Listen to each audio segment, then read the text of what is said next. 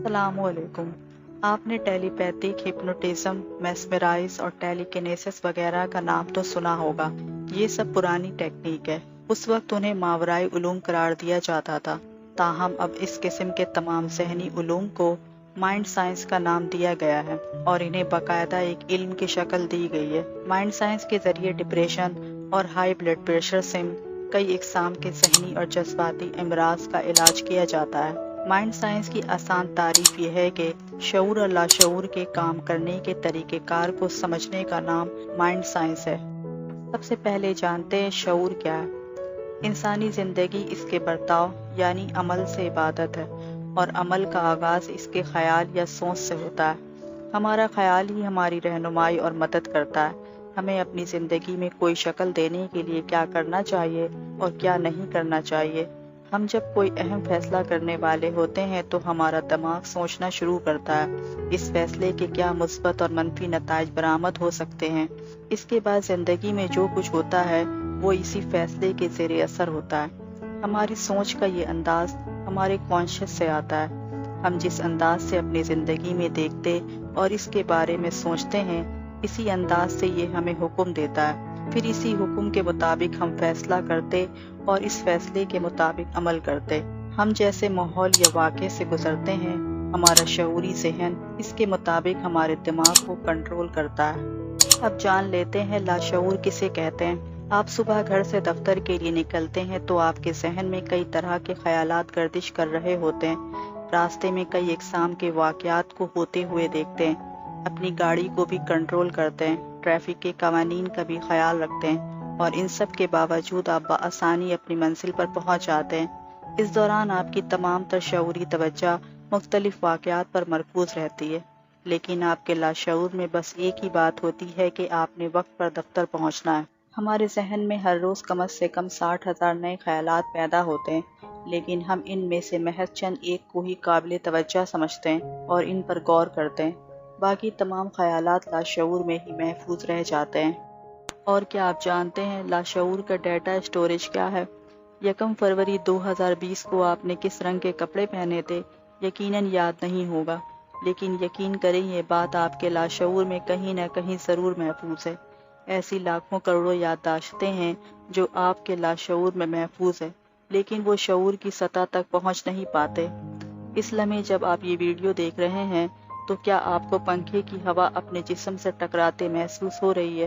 पहले तो नहीं, लेकिन अब यकीनन महसूस हो रही होगी, क्योंकि अब आपने इस पर तवज्जो मरकूज़ कर दी है।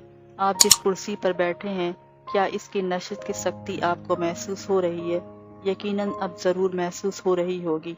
ये तमाम एहसासात या मालूमात जो सिर्फ गौर करने पर आपको महसूस होती है, आपका लाशऊर उन्हें हर वक्त कबूल कर रहा होता है और महफूज भी कर रहा होता है। फ़र्क सिर्फ ये है कि आपकी तवज्जो इनकी तरफ नहीं होती, जिसकी वजह से ये आपको महसूस नहीं होती।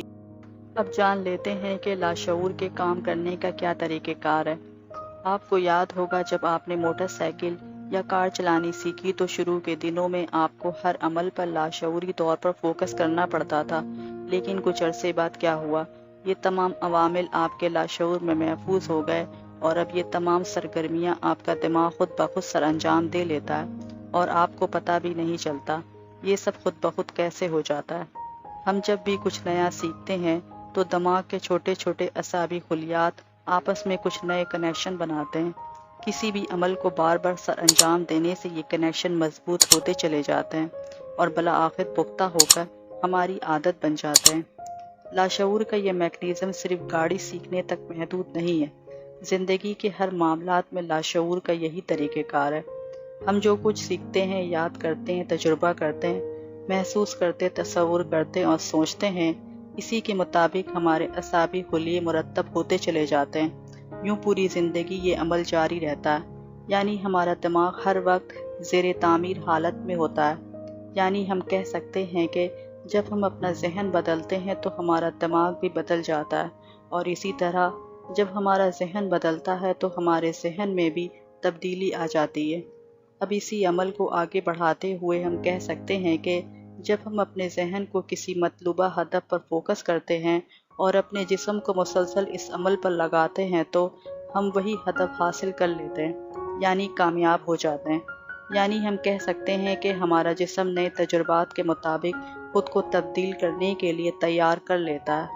نیورو سائنس میں ہونے والی جدید تحقیق نے ثابت کر دیا کہ ہم محض اپنی سوچ کو بدل کر اپنے دماغ کو بدل سکتے ہیں۔ اس کا آسان طریقہ یہ ہے کہ آپ جو کچھ چاہتے ہیں اسی کام کا تصور کرتے ہوئے اسے ذہن میں دہرایا جائے، یعنی مینٹل ریہرسل کی جائے۔